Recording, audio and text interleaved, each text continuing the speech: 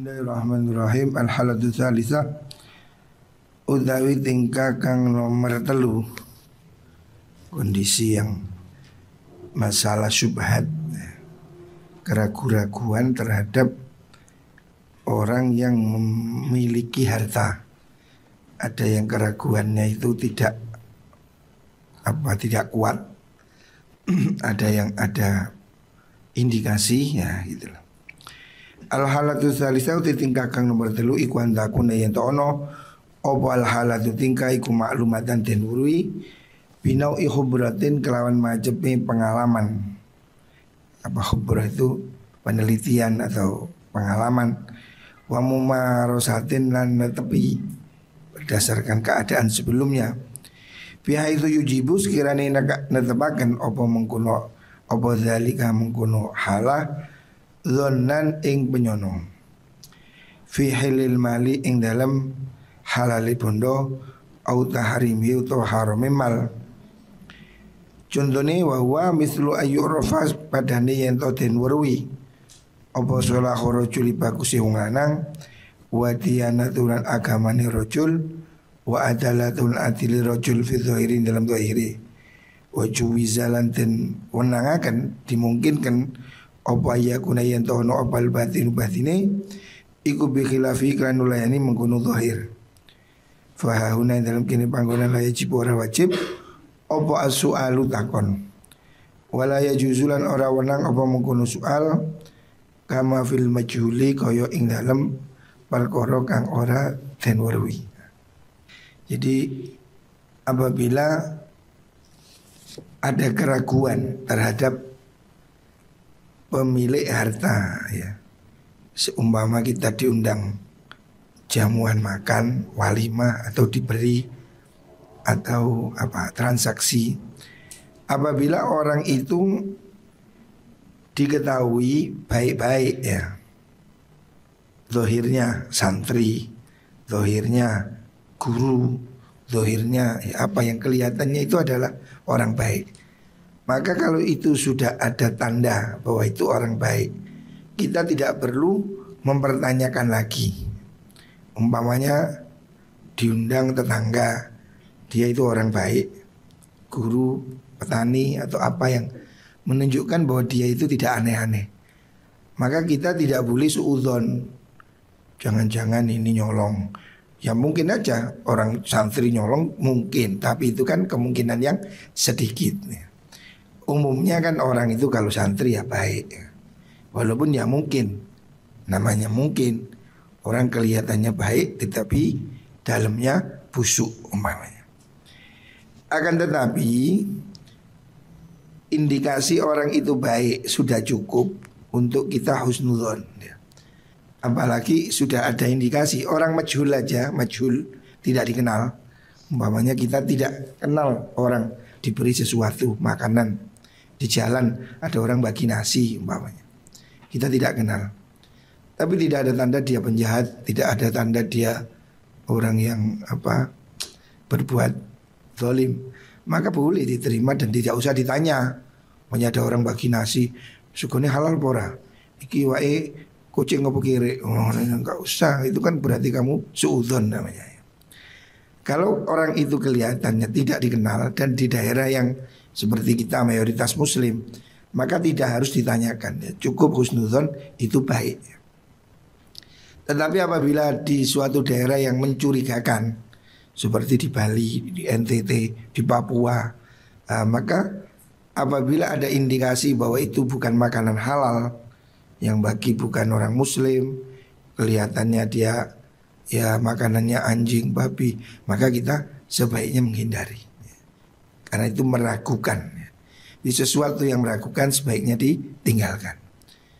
Tetapi kalau tidak diketahui, tidak dikenal, itu orang boleh berhusnudzon ya, bahwa itu orang muslim baik, sudah boleh saja, tidak perlu ditanyakan.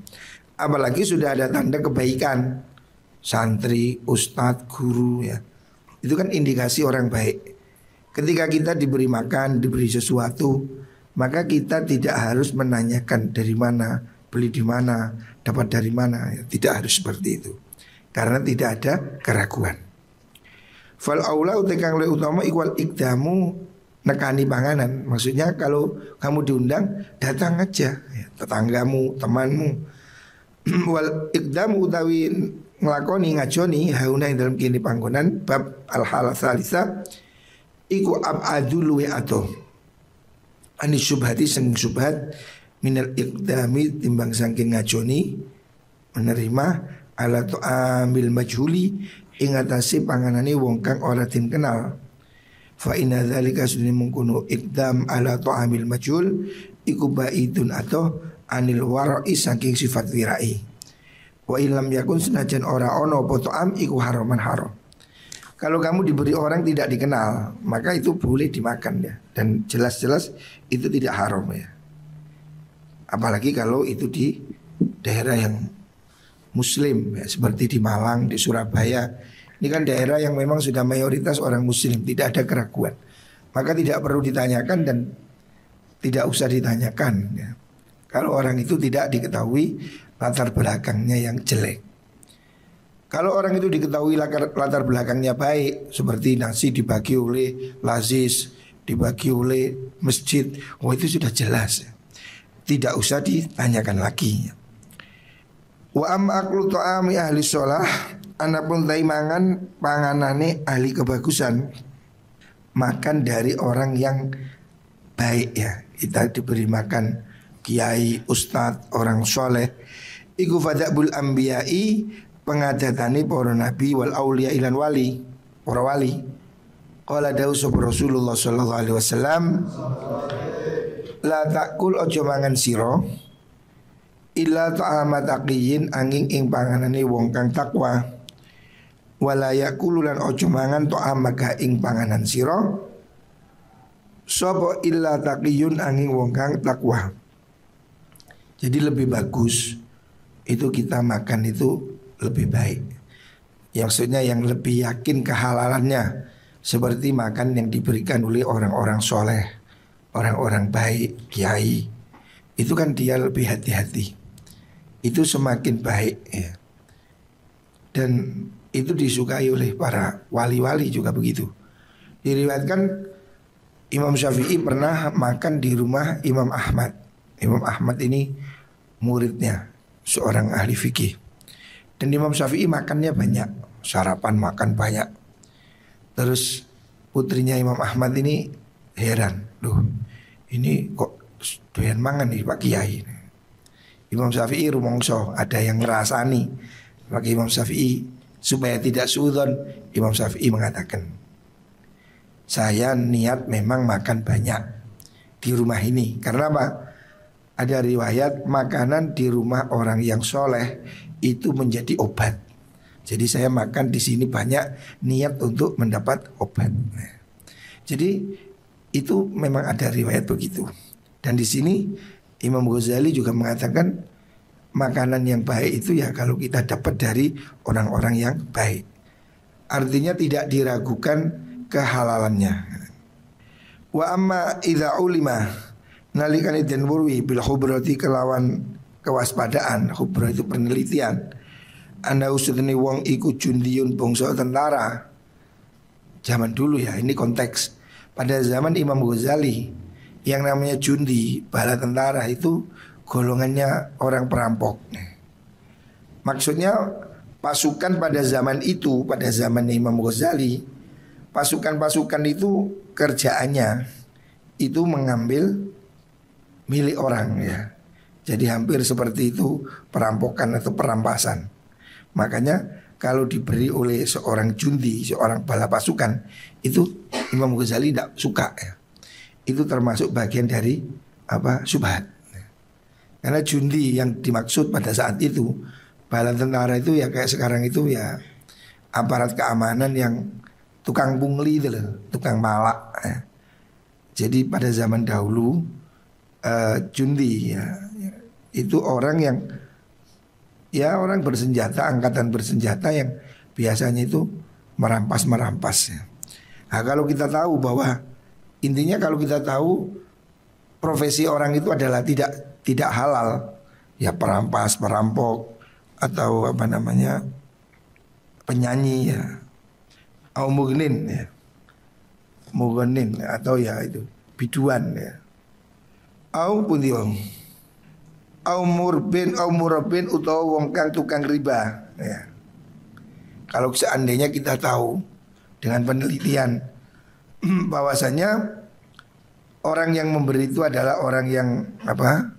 Indikasinya itu bukan orang baik-baik ya. Seperti kalau di situ disebutkan jundi.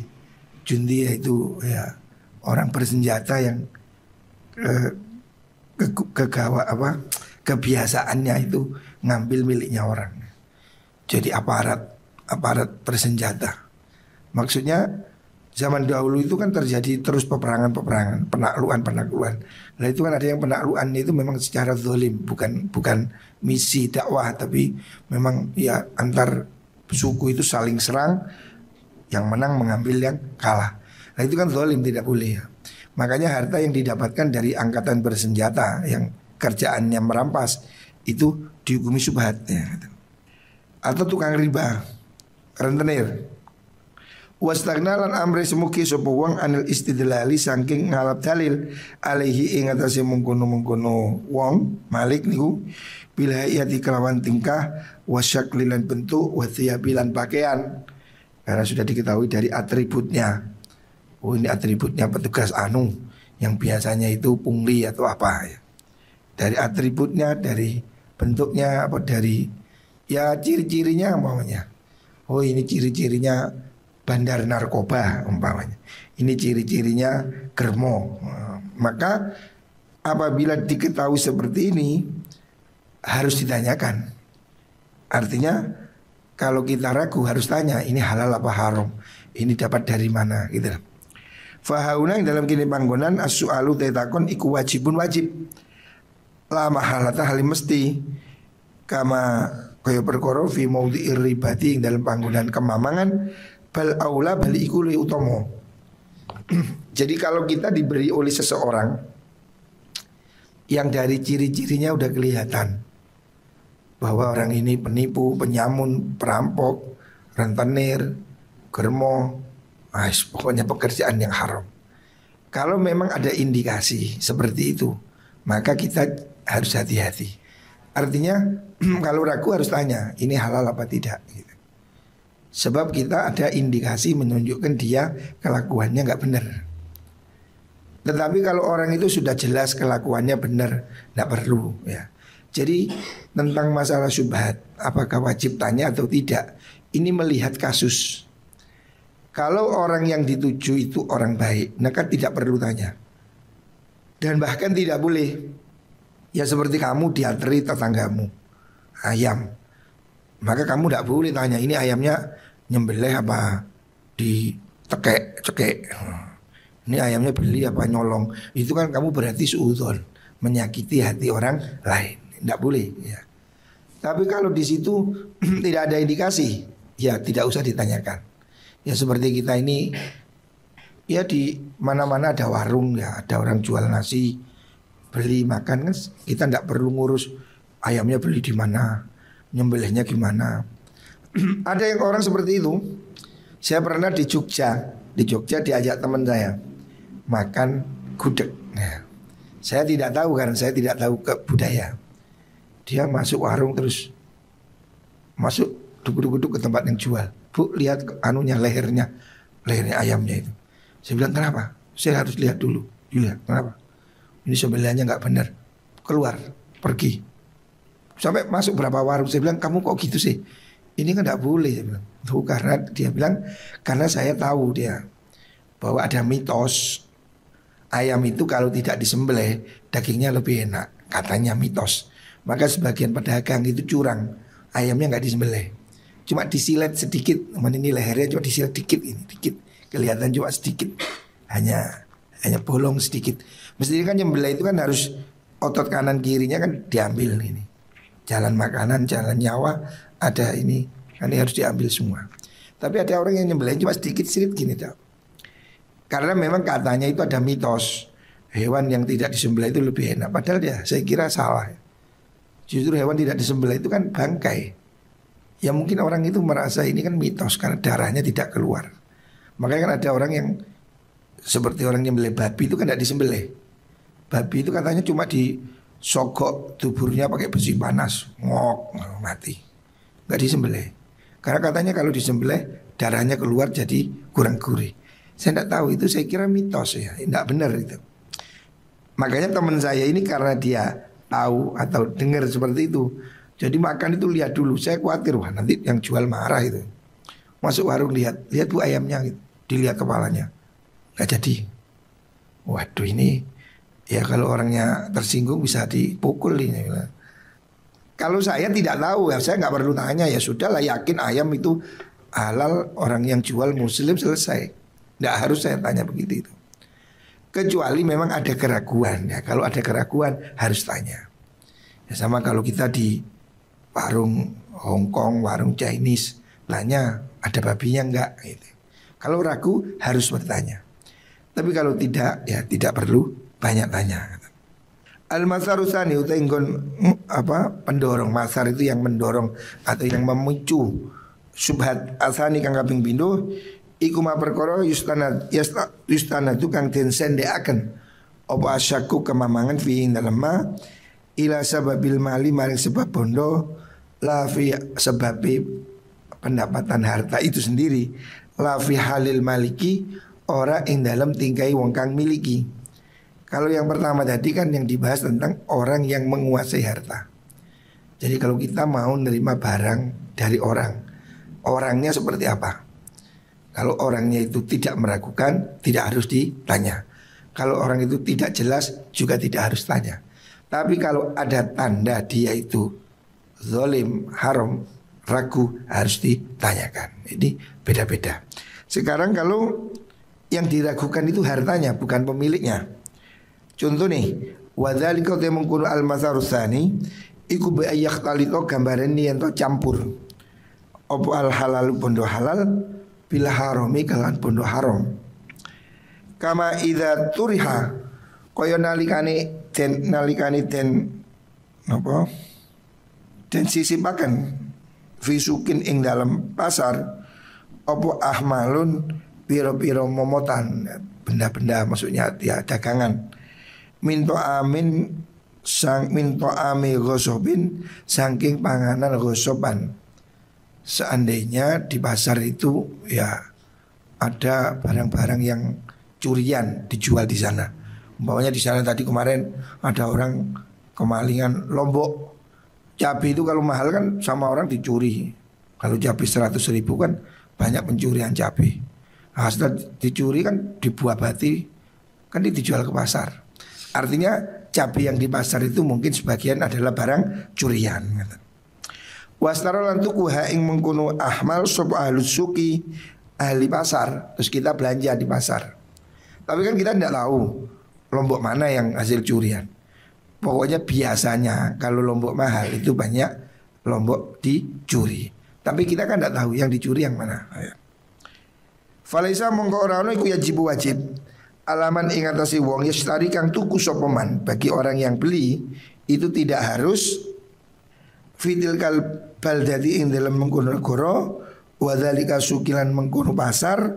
Ora wajib apa ayas ala yen to takon sapa wong amma saking perkara yastari kang tuku sapa man hi ing ma. Kalau ya kita ini dengar ada apa induk curian, barang-barang curian lah. Barang curian kan ya masuknya ke pasar. Orang mencuri jeruk, orang mencuri lombok, orang mencuri apa aja itu kan dia dijual di pasar. Tetapi kita kan tidak tahu yang curian yang mana, yang bukan curian yang mana. Maka kita tidak harus tanya gitu. Illa ayyadhara angin yen to dadi pertelo. Apa anna aktsara ma suduni luwih akeh barang fi aidihim kang ing dalam tangane mengkono ahlus suq iku haramun haram. Kecuali kalau memang mayoritas itu haram. Ya contohnya kayak Malang ya ono pasar bengi, pasar copet. Nah, katanya itu pasar copet di petang-petangan. Itu mayoritas barang copetan katanya, barang curian mayoritas. Kabarnya begitu. Saya tanya kok tahu begitu? Iya Gus, itu rame kalau habis pertandingan Arema. Iya kan itu banyak orang nyopet-nyopet di stadion. Nah, jualnya di situ. Sehingga murah-murah. Handphone, umpamanya handphone pasarnya 1 juta, karena tidak ada casnya, tidak ada apa, cuma batangan ya, murah 200, 300. Lah kalau yang seperti ini nggak boleh dibeli. Karena apa? Indikatornya kan jelas. Ini pasar gelap dan mencurigakan, harganya tidak wajar. Maka kalau kamu mau beli harus tanya, Pak ini curian apa bukan? Ini barang apa istilahnya? Resmi apa orang atau seperti apa gitu. Sebab indikasinya ada ya. Itu pasar yang mayoritas barang curian ya. Di Malang itu katanya begitu. Ada pasar yang ramenya itu kalau habis pertandingan Arema. Karena mereka kan beroperasi waktu ada event-event gitu. Ya ada arloji, ada itu apa namanya, handphone, ya ada macam-macam, kacamata dan lain-lain. Murah-murah ya. Termasyhur kalau itu barangnya copetan. Nah kalau yang seperti ini tidak boleh kamu beli ya. Tidak boleh dibeli kecuali kamu tanya benar gak ini, apa memang orangnya jual kepepet ya, boleh kan. Tapi kalau indikasinya ini hasil nyolong, tidak boleh dibeli ya. Karena apa? Kamu sudah tahu atau kamu sudah ngerti ada indikasinya. Fa inda dzalika nalikane mengkono-mengkono ayat haroniku yajibu wajib apa su'alu takon. Kalau situ memang termasyhur, daerah itu memang pasar barang colongan, ya kamu harus tanya toko onderdil umpamanya. Karena ada onderdil itu yang memang asli onderdil, ada yang onderdil itu hasil anuan itu apa? Dendengan istilahnya, dendengan. Jadi orang nyuri sepeda motor ini yang canggih, itu hanya waktu cuma 2 jam katanya hilang sudah. Tidak bisa dicari, sepeda motor hilang itu. Saya tanya kenapa tidak bisa dicari? Loh itu didendeng. Jadi begitu curi langsung masuk perwotoli kabeh. Bane didol dhewe, lampune dhewe, spione dhewe. Jadi wis gak iso digoleki. Jadi maling-maling seperti itu. Jadi curian sepeda itu langsung didendeng. Pernah terungkap di daerah Dampit itu, ketangkap terus diinterogasi. Ternyata dia itu sudah nyuri ratusan sepeda. Jadi yang nggak bisa dijual itu kan yang apa, rangkanya mesin itu, ada nomornya. Itu dicemplung nonang sungai atau danau gitu. Begitu diambil ternyata memang ada di situ banyak apa, ditenggelamkan di situ. Jadi untuk menghilangkan jejak, bangkainya itu dibuang ke danau. Tapi yang bisa dicopot, jadi itu diprotoli, dijual spion kan payu. Ini semua onderdil kan laku ya. Lah kalau yang begitu itu tidak boleh dibeli. Kalau kita yakin ini barang curian tidak boleh dibeli. Tapi kalau ada itu memang bukan curian atau memang itu barang yang memang sitaan yang kan ada memang yang dirosok ya. Onderdil itu ya ada yang memang asli dirosok. Jadi kayak taksi-taksi itu kalau dijual kan sudah tidak laku, itu dirosok, dipecah mesinnya, dijual sendiri, kacanya sendiri ya, seperti itu. Ada yang memang didendeng, mobil-mobil lama itu didendeng, atau mobil yang asuransi yang hancur didendeng, sudah diganti dan seterusnya. Kalau ada indikasi itu curian harus ditanyakan supaya tidak ada ragu-ragu. Fa illam yakun lamun ora ono apa mengkono haram huwa yo al haram ikwal aksaru kang luwi akeh. Tapi kalau tidak mayoritas ya tidak apa-apa. Fataftishu monggo tainiti iku minal waroi saking wirai. Tapi kalau campur ya seperti pasar Comboran itu kan ya ada yang haram ada yang halal, maka tidak harus tanya. Tetapi hati-hati lebih bagus. Itu wirai namanya. Walaysa biwajibin, tidak wajib. Walaysa lan ora ana taftis iku biwajibin kelawan wajib. Wasukul kabir utai pasar gede, pasar yang besar iku hukmu utai hukume mengkono sukul kabir iku hukmu balatin, hukume negara. Maksudnya ya seperti itu kalau terjadi di sebuah daerah. Artinya kalau memang mayoritas di situ barang-barang itu haram ya meragukan, harus ditanyakan. Ya sama kalau kita pergi ke Bali, warung, itu perlu tanya. Karena mayoritas di sana makan babi dan yang lain. Tetapi kalau di daerah yang mayoritas muslim, ya kita tidak harus menanyakan semua hal. Apalagi kalau sudah ada label halal. Itu sudah cukup ya. Kita ini cukup, yang penting kita sudah ada dugaan itu halal. Perkara itu mungkin ada pemalsuan, ya itu di luar pengetahuan kita. Umpamanya kita beli sosis sapi, ya sudah. Oh ternyata sosisnya itu dicampur babi, kita kan tidak tahu ya. Selama kita tidak tahu dan kita sudah hati-hati sudah cukup. Artinya tidak semua orang harus meneliti sampai mendetail ya. Tinggal bagaimana dia hati-hati ya. Orang kembali ke hati nuraninya. Kalau ragu ya tinggalkan. Itu kuncinya di situ. Wa dalilu ta dalile ala annahu ing atus kelakuan iku la yajibu ora wajib apa soalu takon. Wa taftishu lan niti-niti idza lam yakun nalikane ora ono apa al aghlabu kang luwih kaprah ikwal haram. Tidak wajib tanya kalau bukan mayoritas haram.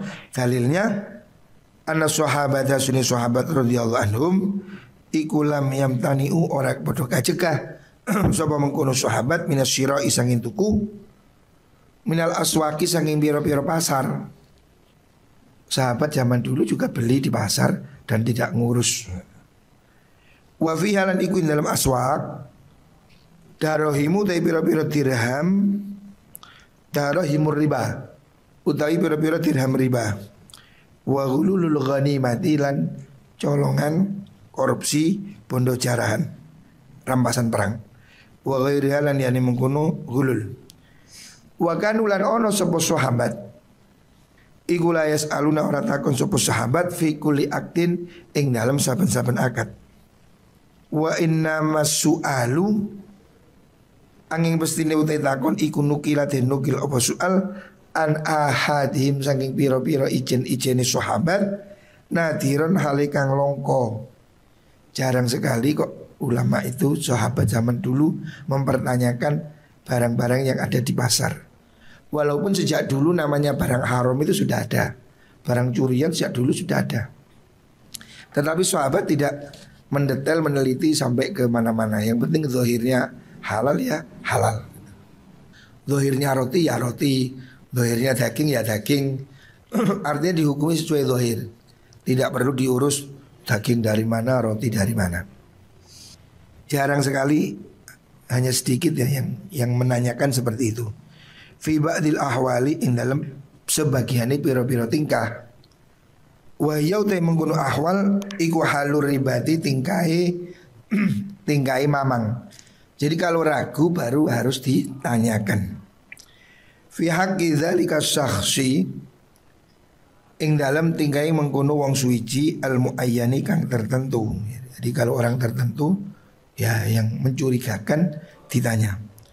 Wa kadzalika kaya mengkono layas alun niku kanu ana sapa sahabat iku yakhuduna padha ngalap sapa sahabat al-ghanaima ing pira-pira harta jarahan rampasan perang minal kufari saking pira-pira wong kafir alladzina kanu kang ana sapa mengkono kufar iku qatalu teman-teman merangi sapa kufar al muslimina ing pira-pira wong Islam. Jadi kalau memang tidak ada keraguan, sahabat juga tidak menanyakan asal usul harta yang didapat di pasar ya. Walaupun zaman dulu itu sudah ada juga harta haram ya. Seperti juga contoh sahabat itu mengambil harta jarahan. Tradisi pada zaman dulu perang antar agama atau antar suku, yang kalah itu hartanya dirampas. Jadi hukum masa lalu itu seperti hukum rimba, yang kuat memakan yang lemah. Nah, seandainya orang sahabat ini perang lawan orang kafir, maka orang kafir kalah, hartanya itu dirampas, dimiliki oleh yang menang muslim. Padahal hartanya orang kafir ini sebagian yang mungkin hasil yang rampas miliknya orang Islam. Kan perang itu terus silih berganti. Mungkin ini sekarang kafir muslim yang menang kafir, berarti yang harta orang muslim dirampas orang kafir. Besok kafir ini perang sama muslim ini kalah, harta ini diambil oleh yang menang. Loh, harta yang diambil dari sini kan dari orang Islam dulu hasil ngerampas. Tapi kan nggak diurus sampai ke sana. Pokoknya ini sekarang di tangan ini kalah dirampas, selesai. Artinya tidak harus meneliti-neliti sejauh mana gitu. selama tidak diketahui itu barang yang jelas-jelas haram. Kalau barang itu jelas haram, nggak boleh. Ada orang habis nyolong terus kon dijak mangan, mangan apa? Aku tas nyolong. Ya jangan, kamu jelas itu haram. Ya. Kan saya tidak ikut nyolong. Tidak ikut nyolong, menikmati colongan juga tidak boleh. Ono wong boleh pitik, tapi sing ngomong, mangan pitik apa? Iki pitik aku nyolong. Aja melok. Nggak boleh kamu, aku kan gak melok nyolong. Kamu kan tahu itu tadi hasil nyolong. Yang begitu tidak boleh diambil. Tetapi kalau kamu disuguhi orang yang kamu tidak tahu apakah dia beli, apakah dia nyolong, maka kamu tidak harus tanya. Yang penting kamu tidak ragu bahwa itu hasil nyolong gitu. Kalau kamu ragu, yo takonono, kok konjomu moro-moro ngejak mayoran, takonono sih kan oleh kiriman dah. Iya. Enggak, aku nyolong. Yo cok melo.